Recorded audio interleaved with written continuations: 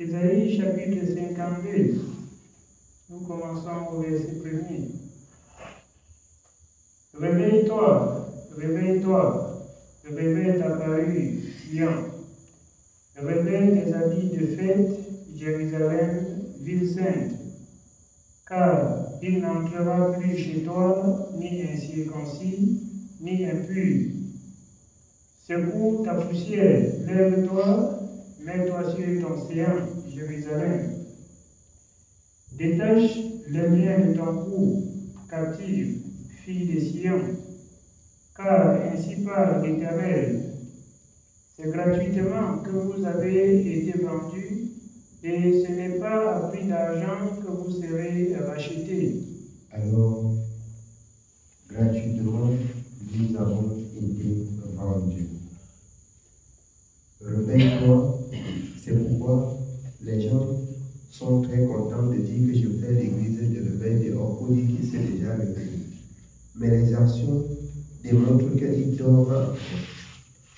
Le réveil, c'est que ton roi, ce que Dieu t'a aimé, ce qu'il a envoyé Jésus pour te donner une conduite adéquate qui n'avait pas dans le monde.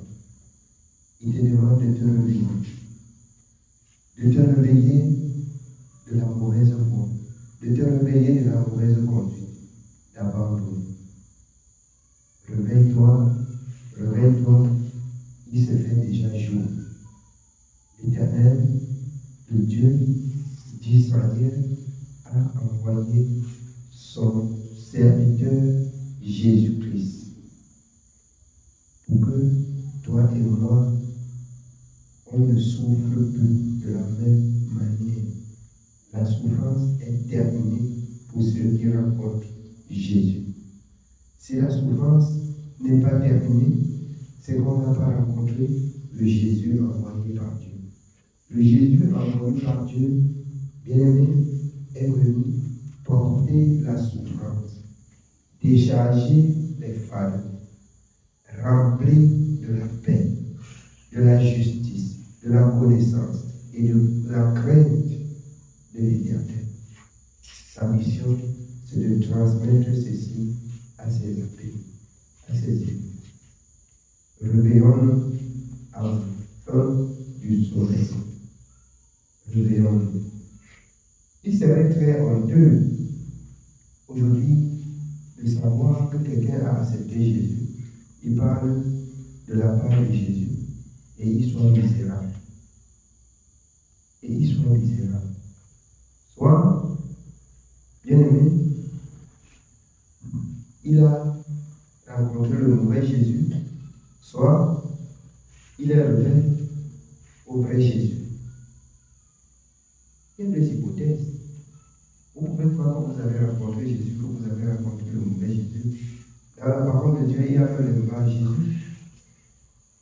Vous pouvez être aussi rebelle au Jésus de la parole. Il y a deux choses. C'est pourquoi servons Dieu en examinant nos voies. Amen. Servons Dieu en examinant nos voies. Réveillons-nous en feu du sommeil. Réveillons-nous. Oui, bien. Nous continuons au verset 4. Car ainsi parle le Seigneur l'Éternel. Jadis mon peuple descendit en Égypte pour y séjourner, puis l'Assyrien l'opprimant sans cause. Et maintenant, qu'ai-je à faire, dit l'Éternel, quand mon peuple a été gratuitement enlevé? Ces tyrans poussent des cris, dit l'Éternel, et toute la durée du jour, mon nom est outragé. C'est pourquoi mon peuple connaîtra mon nom. C'est pourquoi il saura en ces jours que c'est moi qui parle, me voici. Le nom qui est au-dessus de tous les autres noms. C'est pourquoi son peuple connaîtra son nom. Quel est le nom qui est au-dessus de tous les autres noms que Dieu nous a fait connaître? Jésus-Christ de Nazareth. C'est la fin de la souffrance. C'est la fin de l'esclavage. Jésus-Christ. Le peuple séjournait en Égypte. Ils étaient des esclaves. On les utilisait comme des bœufs pour cultiver. Et ils mangeaient les restes abandonnés dans les champs. Ils mangeaient ce qu'on a trié et déposé. Les meilleurs étaient mangés par l'ennemi, qui était l'oppresseur du peuple. Quand on a rencontré le Seigneur, c'est des les restes qu'on mange. Vous aimez souvent dire, il a dit que je serai la tête et non la queue. J'ai souvent besoin de vous dire, c'est la vérité. Quand vous l'avez compris, la tête, c'est la vérité. C'est que vous êtes un exemple de la justice et un exemple de ceux-là qui mangent ce qui est bien et qui présentent ce qui est bien, selon Isaïe 1. Si vous avez de la bonne volonté, vous mangerez les meilleures productions du pays. Et j'ai souvent rappelé aux enfants de Dieu. Quand un enfant de Dieu cultive les macabous, ils sont les beaux macabous pour vendre et ils ne mangent que ce que là-haut a découpé, qui est ici là. Il faut sortir ce qui est gros là, tu ne peux pas même ce qui est gros là, tu manges. Il dit l'Éternel a dit ce qui est gros, c'est ce que je dois manger. Souvenez-vous, avec Moïse, quand il recommanda même au peuple d'Israël, ce n'est pas ce qu'on offre à Dieu, ce n'est pas ce qui est chétif. Ce n'est pas ça. Ce que les enfants de Dieu aussi doivent consommer, c'est ce qui est bien. Les meilleures productions, c'est pour les racheter. Les vrais rachetés aussi sont ceux-là qui gardent la parole. Quand on garde la parole, on ne doit plus être errant. On ne doit plus être errant quand on garde la parole. Amen. Oui, bien oui. Nous continuons au verset 7. Qu'il est beau sur les montagnes les pieds de celui qui apporte de bonnes nouvelles, qui publie la paix, de celui qui apporte de bonnes nouvelles, qui publie le salut, de celui qui dit à Sion, ton Dieu règne. La voix de tes sentinelles retentit, elles élèvent la voix, elles poussent ensemble des cris d'allégresse, car de leurs propres yeux, elles voient que l'Éternel ramène Sion. Éclatez ensemble en cris de joie, ruines de Jérusalem, car l'Éternel console son peuple, il rachète Jérusalem. Alors, ça devrait être la joie dans la maison de l'Éternel et non les pleurs. Ça devrait être des réjouissances et non des douleurs. Ça devrait être la paix et non la souffrance. Si ces choses ne sont pas réunies, nous ferons mieux encore de réformer nos voies. Nous ferons mieux de réformer nos voies. Dieu, c'est la paix. De même que vous entendez hier, Dieu, c'est la sanctification. Dieu, c'est la sainteté. Quand on vient auprès de Dieu, ça veut dire qu'on a marché sous le soleil jusqu'à ce qu'on a trouvé un abri. Un abri. Mais comment tu peux aller à l'abri avant de souffrir du vent, du froid, du soleil et de la pluie?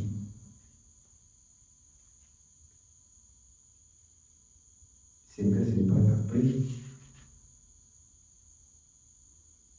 C'est que ce n'est pas l'abri. Soit tu as fait le mauvais choix, soit tu as un problème pour toi-même.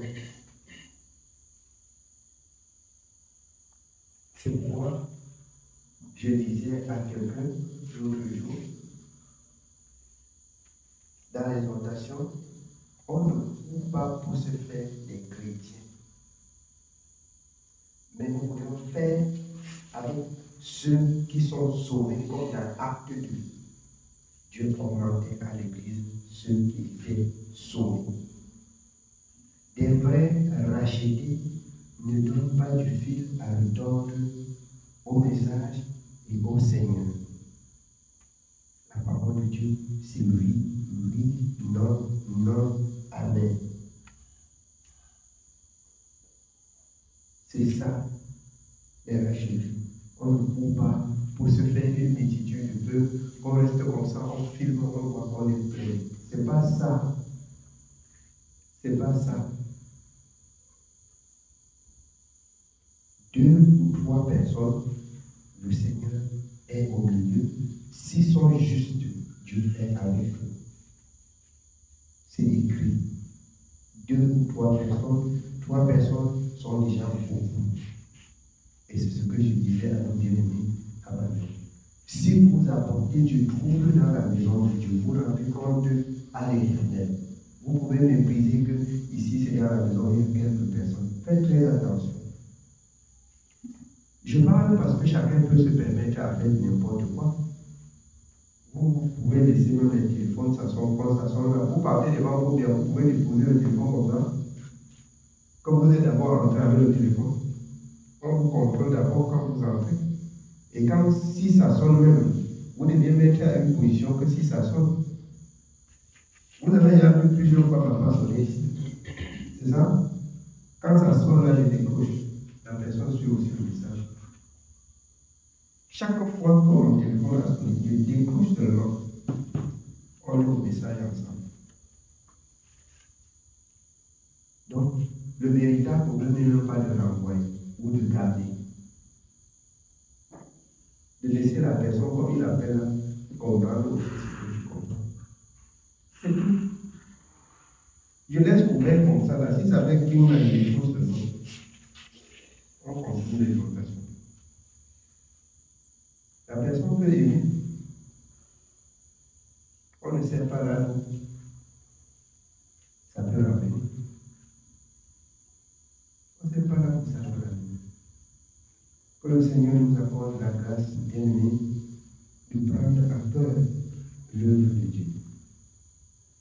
Pour rencontrer Jésus. Bien-aimé, la souffrance est bien. Je sais comme ce boiteux ou paralytique que si tu veux, c'était la même. Je vais voir. Il dit je veux. C'est une question de volonté. C'est une question de volonté. C'est une question de volonté. Si nous voulons, alors ce que nous voulons, dans l'obéissance, nous pouvons. Parce que c'est l'Éternel qui a accompli cela. Il voit que tu veux.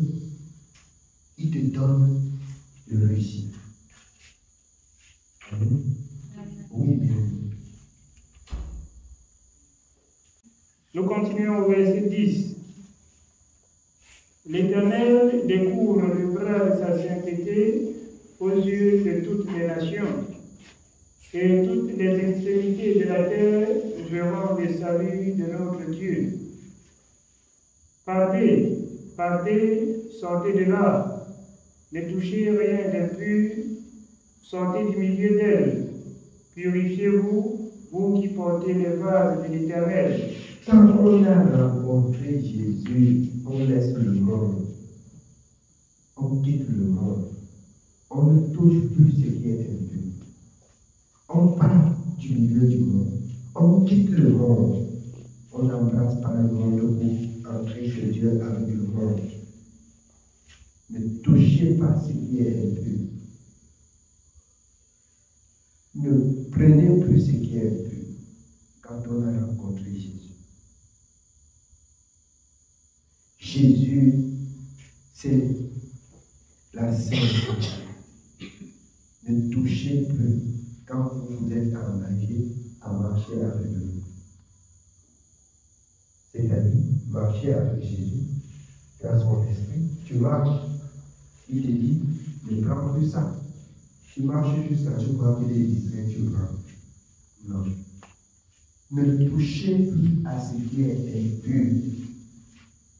enfants de Dieu. Pourquoi? Lorsque vous touchez ce qui est impur, vous attirez sur vous la souffrance, la peine, votre mauvaise vie passée.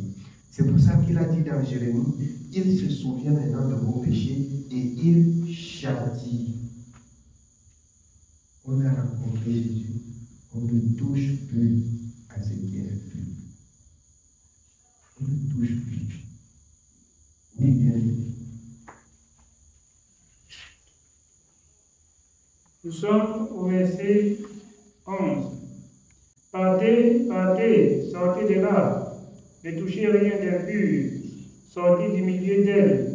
Purifiez-vous, vous qui portez le vase de l'Éternel. Ne sortez pas avec précipitation, ne partez pas en fuyant, car l'Éternel ira devant vous et le Dieu d'Israël fermera votre marche. Je vais vous dire comment ça se prépare. Dans le monde, si vous avez accepté Jésus, vous condamnez le reste des personnes dans votre famille. Ce n'est pas juste. Mais vous prenez tout le temps à leur dire la vérité. Avec le temps, celui qui n'est pas de la vérité, vous verrez que vous vous séparez au fur et à mesure. Parce que vous ne regardez plus à la même direction. Mais si vous dites, parce que quelqu'un ne sait pas Dieu, aujourd'hui, c'est vous. C'est comme vous faites beaucoup de l'heure. Non. Partez, ne fuyez pas seulement. L'Éternel ira devant vous. Si le Seigneur voulait aussi couper le monde alors comme ça, tchaka, c'est que personne n'est vivant. Partez doucement. L'Éternel va être devant pour vous conduire. Il vous sépare de la tradition avec sagesse. Il vous sépare des hommes, même du monde, que vous pouvez encore bien vous attacher et qu'il vous ruine avec sagesse. Le moment où Dieu dit stop, c'est stop. La chair et le sang ne peuvent pas hériter le royaume des cieux. C'est pourquoi je vous prépare. Parce que les uns croient que on est né dans une famille comme ça, là, c'est la famille, c'est la réunion familiale. Je disais, lorsqu'on disait son sang, la vraie réunion familiale, bien aimé, ce n'est pas l'hypocrisie. Quand on fait la réunion familiale, c'est-à-dire, c'est pour prendre la nouvelle de tout un chacun. C'est pour aider le plus misérable dans la famille. Comprendre comment est-ce que les enfants, le slogan de la réunion familiale que les parents ont même instauré relève de la parole. C'est-à-dire, à chaque année, il faut que les enfants rentrent à la maison. Chaque année, il faut que les enfants rentrent à la maison. On prend les nouvelles de chacun. Chacun connaît son frère, chacun connaît sa soeur. Mais l'ennemi qui s'est infiltré maintenant fait de la réunion familiale cette siège même de cotisation, si bien quand quelqu'un n'a pas cotisé, il ne mange même pas. On ne cherche pas à savoir comment il a passé son année, mais parce qu'il est venu, il n'a pas cotisé même, peut-être il ne va même pas manger, peut-être il ne va même pas boire. Vous voyez le monde. Or, la vraie réunion familiale dans la maison de Dieu, c'est que s'il y a un travail à faire, les enfants de Dieu sont privilégiés. S'il y a à manger, ils sont privilégiés. Si quelqu'un souffre, si quelqu'un marche nu, tu as deux vêtements, tu les donnes. Ce n'est pas. C'est pourquoi le Seigneur a repris ceux qui, dans le temple à Jérusalem, faisaient des échanges, vendaient. Il a dit, ma maison, c'est une maison de prière et non un lieu de commerce. Vous venez faire votre banditisme dans ma maison. Et c'est celui qui incarne la réunion familiale d'aujourd'hui. La vraie famille, c'est pour bien-aimer, conseiller, venir en aide aux personnes les plus souffrantes de la femme. Mais ce n'est plus, est-ce que c'est ça? Leur donner même des conseils de vie. Quand on entendait auparavant parler de la réunion familiale, c'est qu'un papa comme ça, il passe toute la nuit à donner le conseil aux enfants. Il passe toute la nuit à donner le conseil aux enfants. Mais cette fois-ci, on passe toute la nuit à compter l'argent.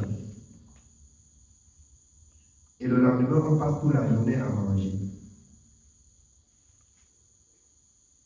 C'est pas ça? C'est la pure sorcellerie.